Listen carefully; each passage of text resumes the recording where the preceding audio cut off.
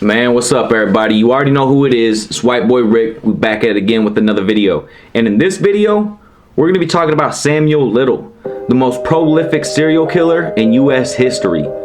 Let's go. Los Angeles, California. The man authorities say was the most prolific serial killer in US history with nearly 60 confirmed victims died Wednesday, December 30th of 2020 in California at the age of 80. Samuel Little, who had diabetes, heart trouble, and other ailments, died at a California hospital. He was serving a life sentence for multiple counts of murder.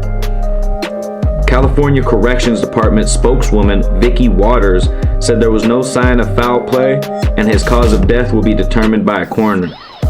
A career criminal who had been in and out of jail for decades, Little denied for years he'd ever killed anyone.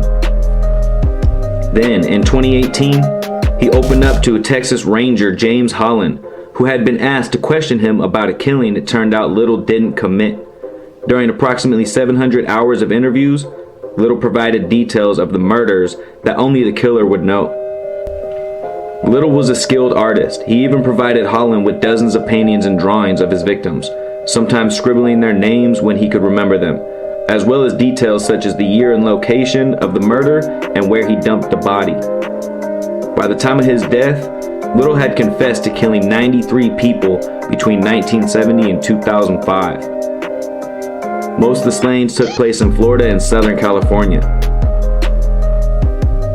Authorities, who continue to investigate his claims, said they have confirmed nearly 60 murders and have no reason to doubt the others.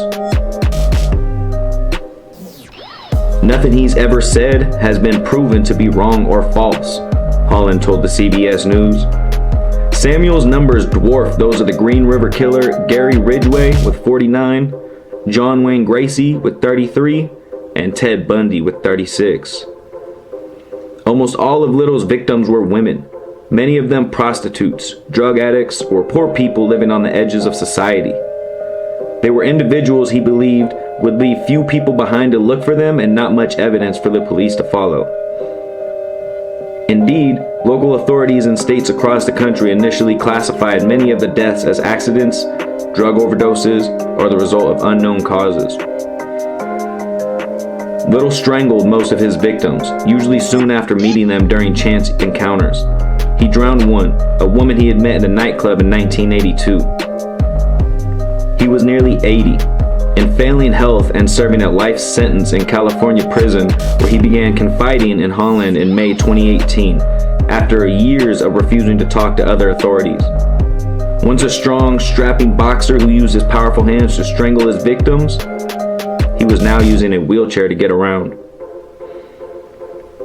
Holland had described Little as both a genius and a sociopath, adding the killer could never adequately explain to him why he did what he did. Although known as an expert interrogator, Holland himself said he could only guess at why Little opened up to him. The Ranger did work tirelessly to create and maintain a bond with the killer during his hundreds of hours of interviews, bringing him his favorite snacks such as pizza, Dr. Pepper, and grits, and discussing their mutual interest in sports. He also gave Little assurances that he would not be executed.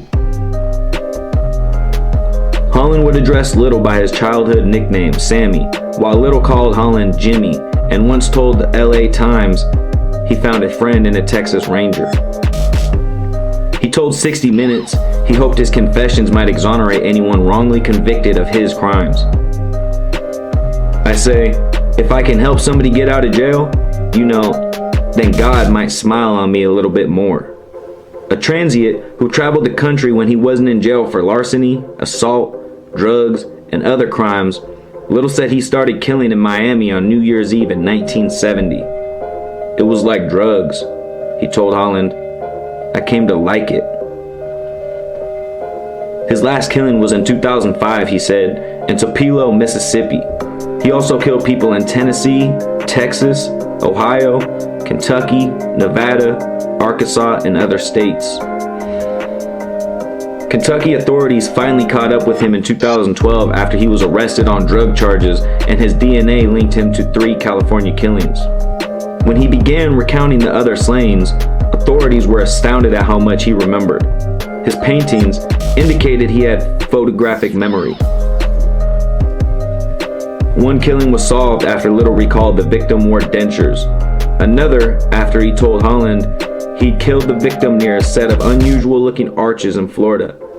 A victim he met outside a Miami strip club in 1984 was remembered as being 25 years old with short blonde hair, blue eyes, and had a hippie look.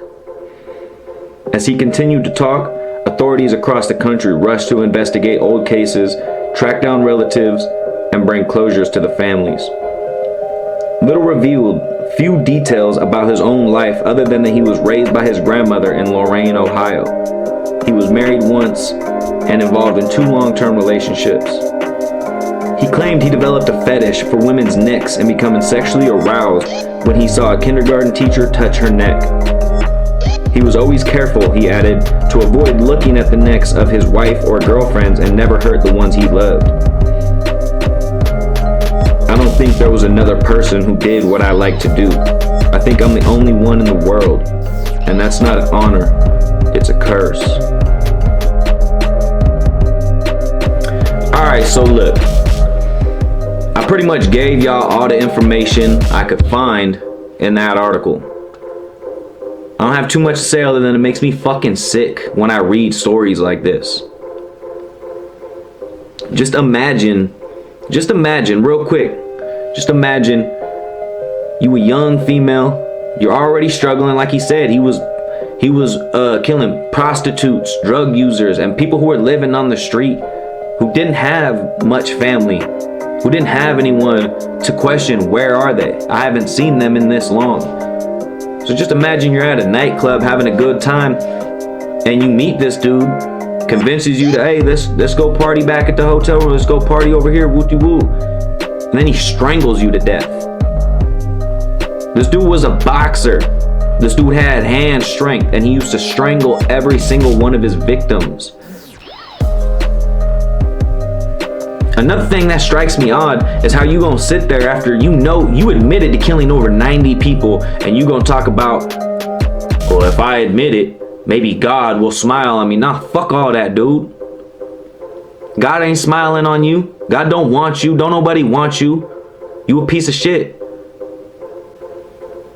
But hey, it's White Boy Rick. If you like this video, make sure you hit the like, subscribe. Make sure you turn the notification bell on so you can see it first. Till next time.